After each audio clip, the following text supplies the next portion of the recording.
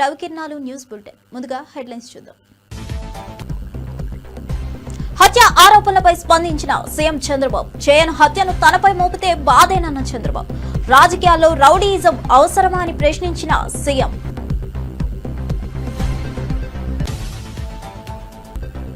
లోకేష్ కు మంగళగిరి మహిళలు రాఖీ ఆశీస్సులు నాకు బలాన్నిచ్చాయన్న లోకేష్. మంగళగిరి ఆడబిడ్లకు రుణపడి ఉంటానన్న హామీ. తోబుట్టువులు లేని నాకు మీరు అక్క చెల్లెలన్న లోకేష్.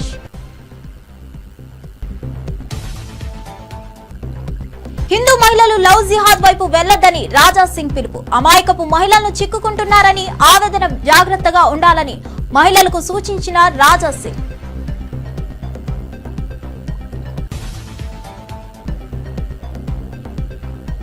విశాఖలో హోంమంత్రి అనిత రాఖీ కార్యక్రమం. యువ ఖైదీలకు రాఖీలు కట్టి అవగాహన కల్పించిన మంత్రి. ఈజీ మనీ కోసం ఆలోచిస్తే జీవితాలు నాశనమని హెచ్చరిక.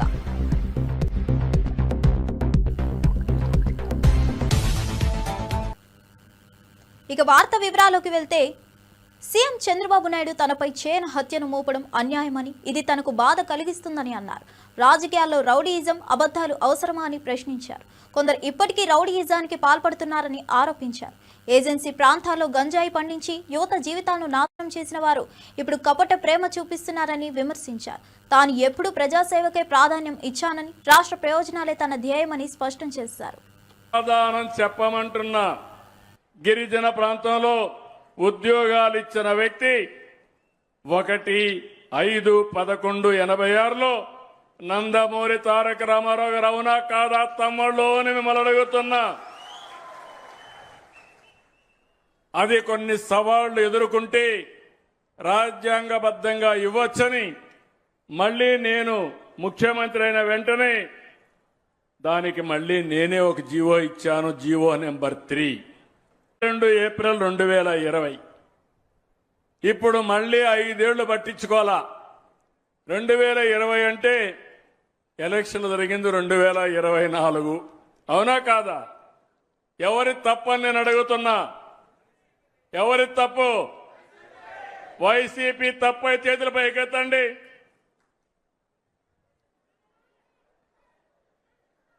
ఏమమ్మా? కాబట్టి వైసీపీ నాయకులు ఈ పాడేరుకొచ్చి నేల మీద మీ ముక్కును గీసుకుంటే అప్పుడు బుద్ధి వస్తుంది మీకు. మీ నాయకుడిని అడగండి, ఎందుకు చేయలేకపోయి అడగండి. అడిగేది చేత కాకపోతే మీరైనా క్వశ్చన్ చేయాల్సి వచ్చింది. మీరు అది కూడా చేయకుండా ఇప్పుడు నన్ను అడగడానికి మీకు ఎలాంటి అర్హత లేదు. కానీ ఒకటే చెప్తున్నా, ఈ గిరిజన ప్రాంతం నా సొంతం. ఈ గిరిజనులు నా వాళ్ళు. ఈ గిరిజనులకు అన్యాయం జరగడానికి వీలు లేదు. మీతో నేనుంటా. వాళ్ళు అనుకుంటున్నారు బాబాయిని చంపి వేరే వాళ్ళపైన నేరం వేసినట్టు. తప్పు చేసి మా నాయన పేరు చెప్పు, మా తాత పేరు చెప్పు. నేను వచ్చిన వ్యక్తి కాదు. నీకు నాకున్న తేడా అది. నేను ఒకటే సవాల్ చేస్తున్నా. చలో, ఏ గుడి కంటే ఆ గుడికి నా కుటుంబంతో సహా వస్తా, భార్య పిల్లతో సహా వస్తా. నువ్వు మీ అయ్య, మీ అమ్మ, మీ భార్య, మీ పిల్లలందరూ కూడా ఏ గుడికి వస్తారో రండి. మేము ఫోన్ ట్యాపింగ్ చేయించలేదు.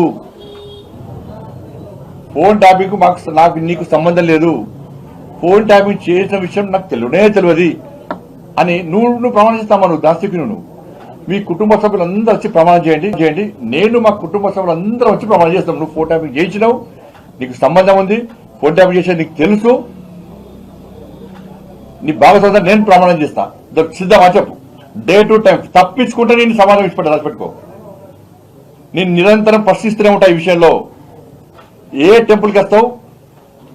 నీకు మా టెంపుల్ మీద నమ్మకం లేకుంటే మసీద్ అంటావా, చర్చ్ అంటావా, నీ ఇష్టం.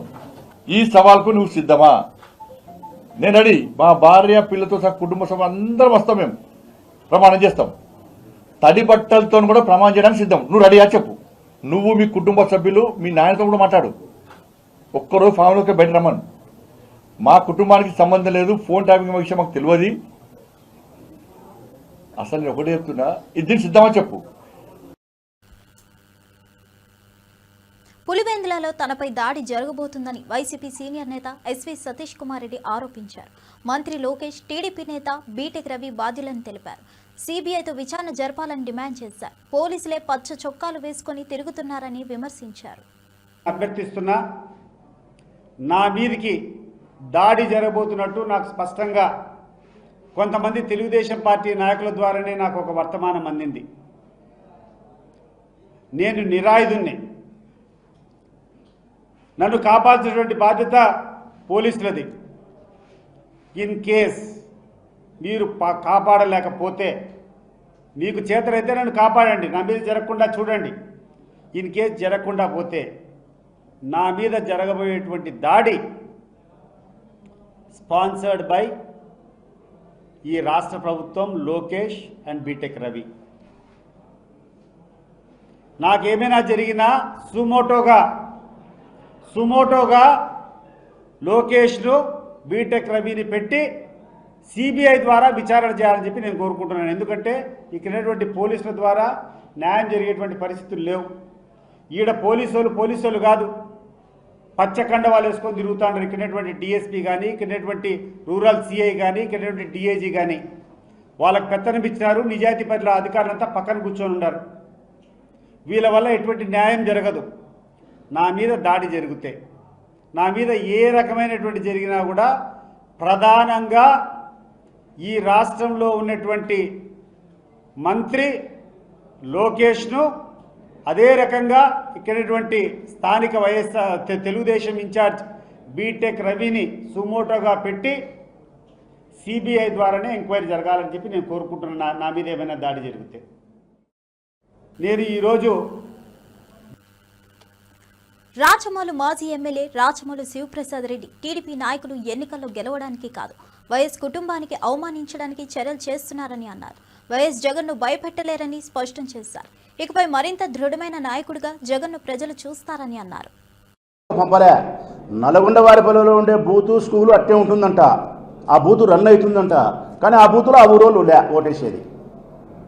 ఆ ఊరు ప్రజలందరూ కలిసి 4 కిలోమీటర్లు ప్రయాణం చేసి నల్లపరెడ్డిపల్లిలో వేయాలంట. నల్లపరెడ్డిపల్లిలో ఉండే ఓటర్లు 4 కిలోమీటర్లు ప్రయాణం చేసి నల్గొండ వారిపల్లికి వచ్చి ఓటేయాలంట.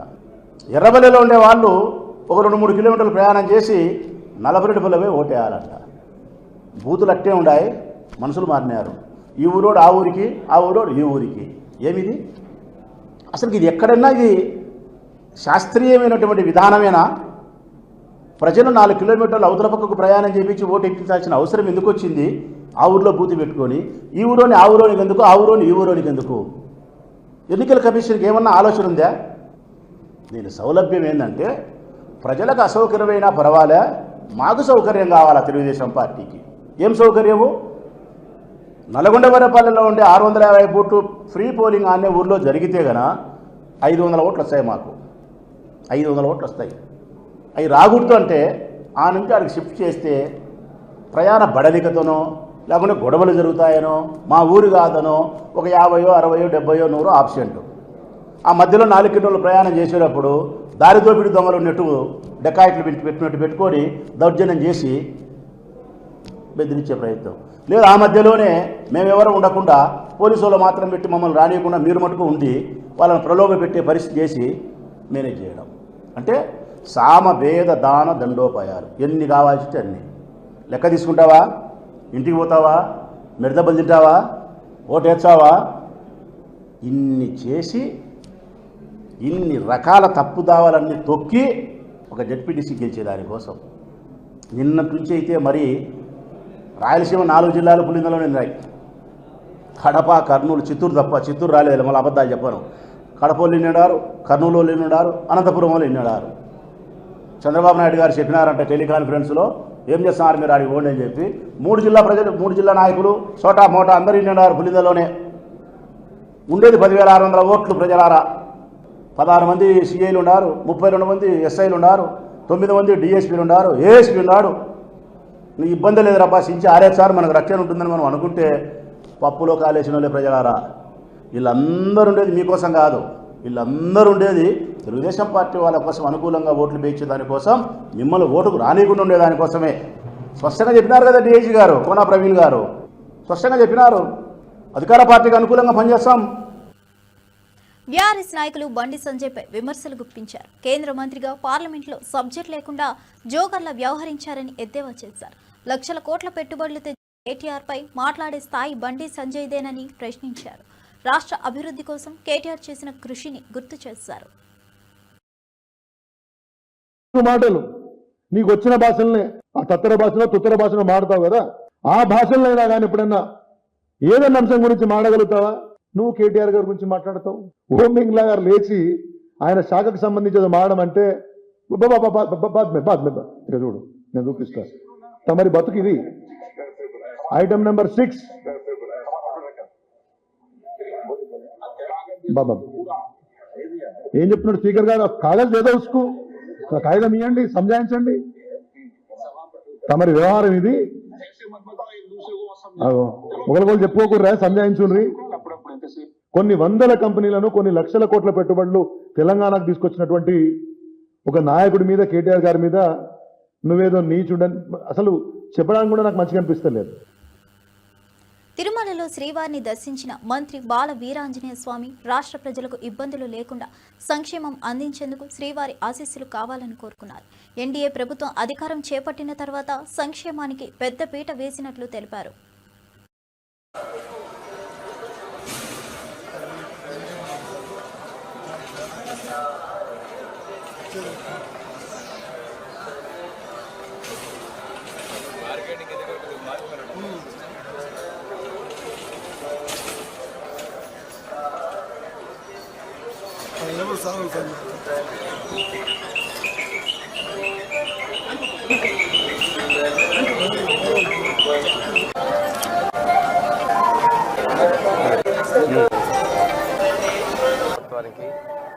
ఈ అభివృద్ధి చేసేందుకు, సంక్షేమాన్ని అందించేందుకు ఎటువంటి ఇబ్బందులు లేకుండా ముఖ్యమంత్రి గారి సంకల్పమైనటువంటి సర్వాంతర సాధన P4ని విజయవంతం చేసే విధంగా చేయాలని చెప్పేసి మనస్ఫూర్తిగా ప్రార్థించాను. అదేవిధంగా నా శాఖలకు సంబంధించినటువంటి సంక్షేమం, అభివృద్ధి విషయంలో కూడా నిధులు ఎటువంటి ఇబ్బందులు లేకుండా పూర్తిగా అభివృద్ధి చేసే విధంగా దేవుని ఆశీస్సులు కోరుతున్నానండి. ఎన్డీఏ ప్రభుత్వం వచ్చిన తర్వాత సంక్షేమ రంగంలో పెద్దపీట వేసిందండి. అది ఎస్సీ వెల్ఫేర్ కావచ్చు, ఎస్టీ వెల్ఫేర్ కావచ్చు, బీసీ మైనార్టీ వెల్ఫేర్ కావచ్చు. ఎప్పుడూ లేని విధంగా సోషల్ వెల్ఫేర్ డిపార్ట్మెంట్లో దాదాపుగా 310 కోట్ల రూపాయలని అభివృద్ధికి మేము వెచ్చించడం జరిగింది. 100 కోట్లతో కొత్త భవనాలు, కొత్త హాస్టల్ నిర్మాణం, 58 కోట్ల రూపాయలతోటి టాయిలెట్లకే కేటాయించిన స్వచ్ఛాంధ్ర కార్పొరేషన్ నుంచి 143 కోట్ల రూపాయలతోటి హాస్టల్స్, రెసిడెన్స్ స్కూల్ రిపేర్లకి కేటాయించడం జరిగింది. ఇంత పెద్ద మొత్తంలో గతంలో ఎవరూ చేయలేదు. కాకపోతే ఈ మధ్య కొంతమంది రాజకీయాలు చేయాలని చూస్తున్నారు. వాటిలో ముఖ్యంగా ఈరోజు నేల మీద పడుకొని ఉన్నారు, ఇక్కడ ఇవ్వలేమంటున్నారు. 5 సంవత్సరాల్లో వాళ్ళు ఏం చేశారో ఆ వారసత్వంగా వచ్చినటువంటి దాన్ని పూర్తి చేసుకుంటూ, భర్తీ చేసుకుంటూ అభివృద్ధికి సంక్షేమం ఎదగలుగుతున్నాం. 1 సంవత్సరంలో అద్భుతాలు సాధించామని నేను చెప్పలేను, కానీ గతంలో కన్నా, గత పాలన కన్నా మెరుగుపరిచామనే విషయాన్ని నేను తెలియజేసుకుంటూ ఇంకా పనులు జరుగుతూ ఉన్నాయి. ఫేజ్డ్ మేనర్లో మేము నిర్మాణాలు కూడా చేపట్టి మార్పులు చేసుకొచ్చే విధంగా మేము ముందుకెళ్తున్నామండి. ఈరోజు నాణ్యమైన బియ్యం హాస్టల్స్లో, రెసిడెన్స్ స్కూల్లో మధ్యాహ్న భోజనాలు కూడా ఇస్తున్నాం. ఇవన్నీ కూడా ఈ ప్రభుత్వం పేద విద్యార్థుల పట్ల, పేదల సంక్షేమ పట్ల చెప్తుందని తెలియజేస్తా ఉన్నాం. విశాఖలో యువ ఖైదీలకు రాఖీలు కట్టిన మంత్రి అనిత గంజాయి రవాణాలో పట్టుబడిన ఖైదీలకు అవగాహన కల్పించారు. ఈజీ మనీ కోసం ఆలోచించవద్దని, భవిష్యత్తు నాశనం చేసుకోకూడదని సూచించారు.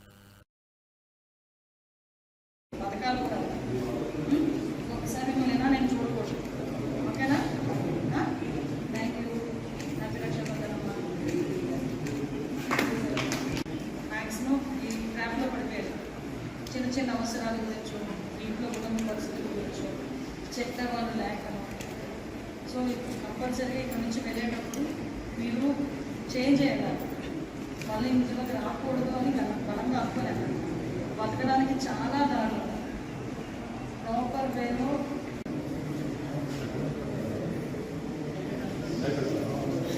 మిమ్మల్ని బాధ పెట్టడానికి వచ్చేది కాదు. ఖచ్చితంగా మీరు అందరూ అర్థం చేసుకోవాల్సింది ఏంటంటే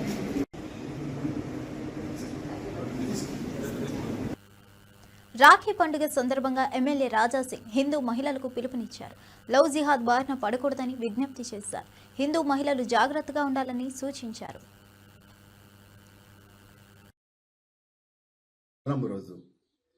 ఈరోజు అక్క చెల్లెలు చాలా ప్రేమతోని మన చిన్న తమ్ముడికి గాని పెద్ద అన్నకి గాని చేతికి రాఖీ కట్టి ఒక హామీ తీసుకుంటది, ఒక ఆశీర్వాదం తీసుకుంటది. ఆ ఆశీర్వాదం ఏ రూపంలో ఉంటదంటే, అన్న నేను మీ చేతికి రాఖీ కడుతున్నాము, మీరు మాకు రక్షించాలే, మాకు కాపాడాలే అని ఒక మాట అన్నతోని అక్క చెల్లెలు తీసుకుంటారు. ఆ అన్న గాని ఆ తమ్ముడు గాని చెల్లెలకి కాపాడతా అని మాట కూడా ఇస్తారు, కాళ్ళు కూడా మొక్కుకుంటారు. కానీ మా అక్క చెల్లెలతోని కూడా ఇవాళ రాజాసింగ్ ఒక అన్నగా ఒక తమ్ముడుగా ఒక మాట తీసుకోవాలనుకుంటున్నాను. మీరు ఒక మాట ఇవ్వాలి నాకు. ఇవాళ యావత్ భారతదేశంలో లవ్ జిహాద్ పేరు పైన చాలా కుట్రలు జరుగుతున్నాయి. ప్రత్యేకంగా మన హిందూ అమ్మాయిలకి టార్గెట్ చేసి ఈ లవ్ జిహాద్ యోలు కన్వర్ట్ చేస్తున్నారు. చాలా అంటే చాలా ఘోరంగా మన హిందూ అమ్మాయిలకి చంపుతున్నారు. మొత్తం ముక్కలు ముక్కలు చేసి ఫ్రిడ్జ్ లో ప్యాక్ చేస్తున్నారు. ఇవాళ యావత్ భారతదేశంలో ఇదే ఒక వాతావరణం క్రియేట్ అయింది. ఇవాళ అక్క చెల్లెలతోని నేను దండం పెట్టి ఒక రిక్వెస్ట్ చేస్తున్నాను. మీరు హిందూగా పుట్టినారు, హిందూగానే మేము మరిస్తాము, హిందూగానే మేము సస్తాం. ఆ మాట ప్రతి ఒక్క అన్న తమ్ముళ్ళకి మీరు ఇయ్యాలని నేను రాజాసింగ్ మా అక్క చెల్లెలకి కోరుతున్నాను. మా నుంచి గాని చాలా వరకు హిందూ ఆర్గనైజేషన్లు గాని లవ్ జిహాదీయోలకు అక్కడిక్కడైతే సమాధానం ఇస్తున్నారు, కౌంటర్ ఇస్తున్నారు. లవ్ జిహాద్ పేరు పైన ఏదైనా హిందూ అమ్మాయిలు టార్గెట్ అయితే కూడా అక్కడ పోయి హిందూ అమ్మాయిలకి కాపాడే అట్లాంటి ప్రయత్నం కూడా చేస్తున్నారు. కానీ మా ఇంత ప్రయత్నం చేయాలి మేము చేస్తున్నాం. కానీ మా అక్క చెల్లెలు మీ చేతిలో కూడా కొన్ని ఉంటది.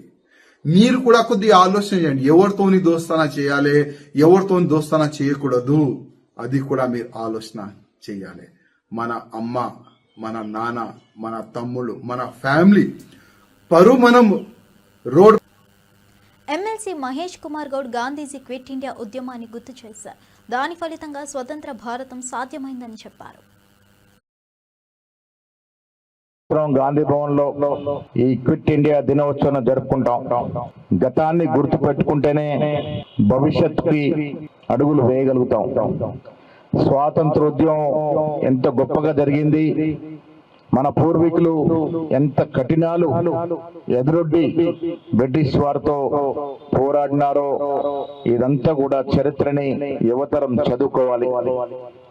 1942లో రెండవ ప్రపంచ యుద్ధం జరుగుతున్నటువంటి సందర్భంలో గాంధీ మహాత్ముడు 1942 ఆగస్టు 8న బొంబాయిలో క్విట్ ఇండియా ఉద్యమాన్ని ప్రారంభించినాడు. అప్పటికే బ్రిటిష్ యొక్క పాలన జరిగిపోవాలని, భారతదేశాన్ని క్రమబద్ధ బ్రిటిష్ సామ్రాజ్యాన్ని పారదోలని ఎన్నో ఉద్యమాలు జరిగినాయి. కానీ అన్నిటికీ మించి క్విట్ ఇండియా ఉద్యమం అనేది చాలా తీవ్ర రూపం ముందుకొచ్చింది. డూ ఆర్ డై అనే నినాదంతో ఈ ఉద్యమాన్ని ఆనాడు గాంధీ మహాత్ముడు ప్రారంభించినాడు. యావత్ దేశంలో కాంగ్రెస్ పార్టీ శ్రేణులు ఈ ఉద్యమంలో పాల్గొన్నారు. రెండో ప్రపంచ యుద్ధంలో తలమునకలైనటువంటి బ్రిటిష్ ప్రభుత్వం ఆనాడు ఈ ఉద్యమకారులందరూ కూడా జైల్లో పెట్టడం జరిగింది. చాలా మంది భావ సమాజానికి దూరంగా యుద్ధం ముగిసేసరి కూడా జైల్లోనే ఉండేటటువంటి సందర్భం. స్వాతంత్రోద్యమంలో క్విట్ ఇండియా మూవ్మెంట్ కి ఒక ప్రత్యేకత. ఇవాళ స్వాతంత్రం వచ్చిందంటే ఆనాడు క్విట్ ఇండియా ఉద్యమం ప్రధాన భూమిక పోషించింది కాబట్టి వచ్చింది. మిత్రులారా, 1947లో స్వాతంత్రం వస్తే 33 ఏళ్ల తర్వాత స్థాపించబడినటువంటి బీజేపీ పిల్ల పార్టీ ఇలా ఘనమైన చరిత్ర కాంగ్రెస్ పార్టీని లోకేష్ కు మంగళగిరి మహిళలు రాఖీ కట్టారు. ఆశీస్సులు తనకు బలాన్నిచ్చాయని తెలిపారు. మంగళగిరి ఆడబిడ్లకు ఎల్లప్పుడూ రుణపడి ఉంటానని అన్నారు.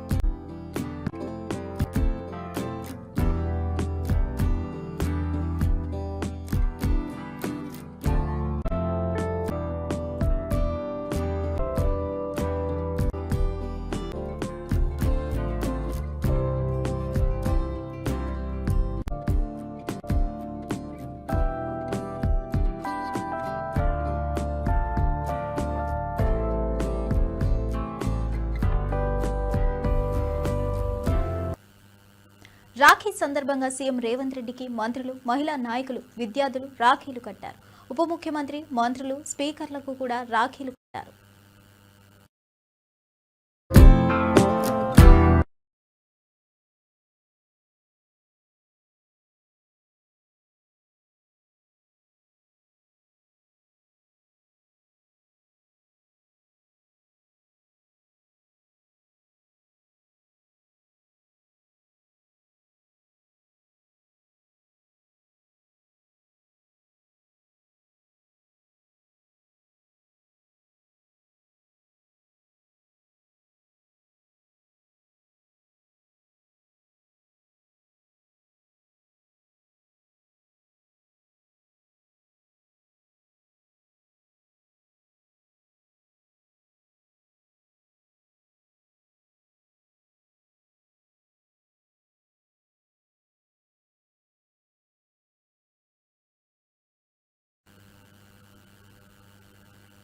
ఎమ్మెల్యే బాలకృష్ణకు సోదరి పురంధేశ్వరి రాఖీ కట్టి ఆశీర్వదించారు.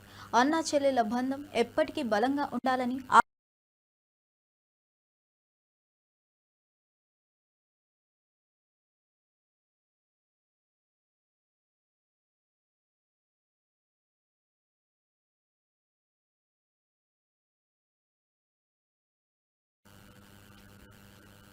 మాజీ మంత్రి మల్లారెడ్డి రాజకీయ పార్టీ మారే ఆలోచన లేదని తెలిపారు. రాఖీ పౌర్ణమి సందర్భంగా అక్క చెల్లెలతో ఆనందంగా జరుపుకున్నారు. ప్రజా సేవే తన లక్ష్యమని చెప్పారు.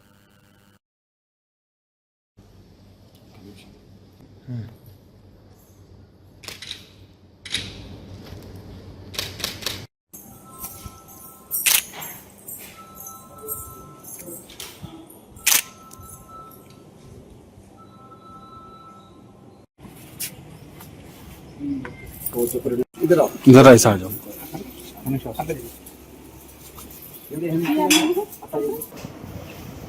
రాఖీల పౌర్ణమి నాడే నేను ఫస్ట్ ఇంజనీరింగ్ కాలేజ్ 2002 ఆగస్ట్ 22 నాడు ఓపెన్ చేసుకున్నాను.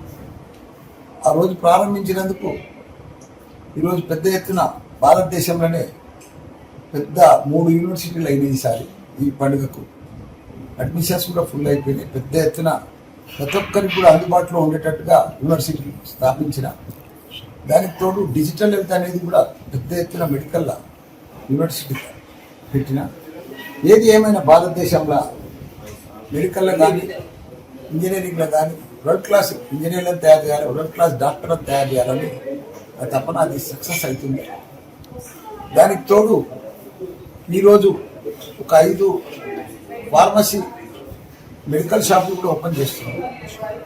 ఎందుకంటే చాలా మందికి పేద ప్రజలకు అందరికి కూడా అందుబాటులో తీసుకురావాలి మెడిసిన్స్ అనేది.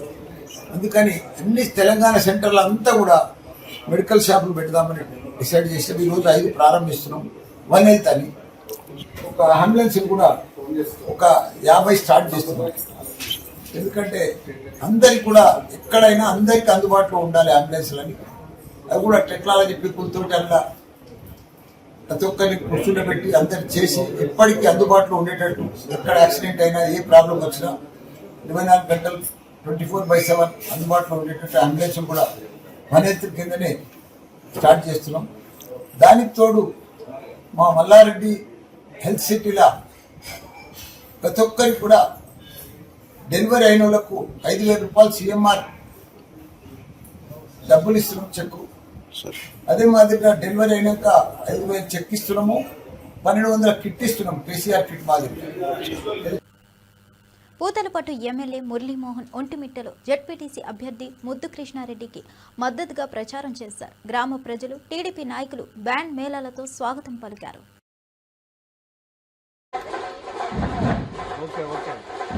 గవర్నమెంట్ వస్తానే డిఎస్ఎల్ నోటిఫికేషన్ ఇచ్చింది. గతంలో ఎప్పుడైనా నోటిఫికేషన్ ఇచ్చినారా? సైకిల్ గుర్తుకు ఓటేయండి. మంచి వ్యక్తి ముద్దు కృష్ణారెడ్డి, చాలా మంచోడు. డబ్బు పోడు, అందరికి మంచి చేసే వ్యక్తి. సైకిల్ కొట్టేయాలా, ఈ ఊరికి నీళ్లు సమస్య తీరుస్తారు. ఆయన భార్య ఎట్లానమ్మా వేస్తారు కదా, మీకు పెన్షన్లు వస్తా ఉంది. గ్యాస్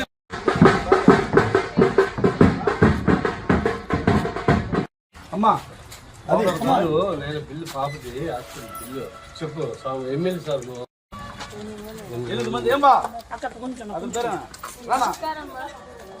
రాసిన నెమ్మది ఓన్ దిగవుతుంది రానా జోబులో పెట్టినాను. అదేందా ఏం కావాలి చెప్పు, ఏమి కావాలి సమస్య చెప్తాను. మాట్లాడిన రేపు రాంప్రసాద్ ఇంటికాడను డిసైడ్ చేసినాడు.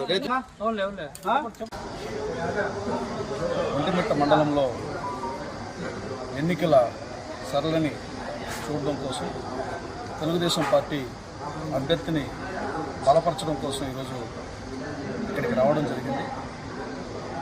ఒంటిమిట్ట మండలంలో తెలుగుదేశం అభ్యర్థి ఖచ్చితంగా గెలుస్తాడన్నటువంటి బలమైన నమ్మకం ఇక్కడ ప్రజలను చూస్తుంటే స్పష్టంగా కనిపిస్తుంది. ఎందుకంటే దళితులు, బీసీలు అధికంగా ఉన్నటువంటి మండలం. దళితులు, బీసీలకి తెలుగుదేశం కూటమి ప్రభుత్వం చేస్తున్నటువంటి అనేక సంక్షేమ కార్యక్రమాలు చూస్తున్నటువంటి ప్రజలు, మనకు అధినాయకత్వంతో పాటు స్థానిక నాయకత్వం కూడా అదే పార్టీకి చెందిన వారైతే ఆ ఫలాలు మనకు బాగా అందుతాయన్నటువంటి ఆశతో ఎదురు చూస్తున్నారు. మీరు గమనించారు, ఎస్సీలకి గత ప్రభుత్వంలో 27 పథకాలని రద్దు చేయడం జరిగింది. ల్యాండ్ టైటిలింగ్ యాక్ట్ తెచ్చిన పాపానికి ఇదే మండలంలో ఒక రైతు ఏ విధంగా అసూలు బాసాడో మీకు తెలుసు. ఈరోజు ఇవండి ఈనాటి విశేషాలు. మరిన్ని అప్డేట్స్ కోసం చూస్తూనే ఉండండి రవికిన్నాలు న్యూస్.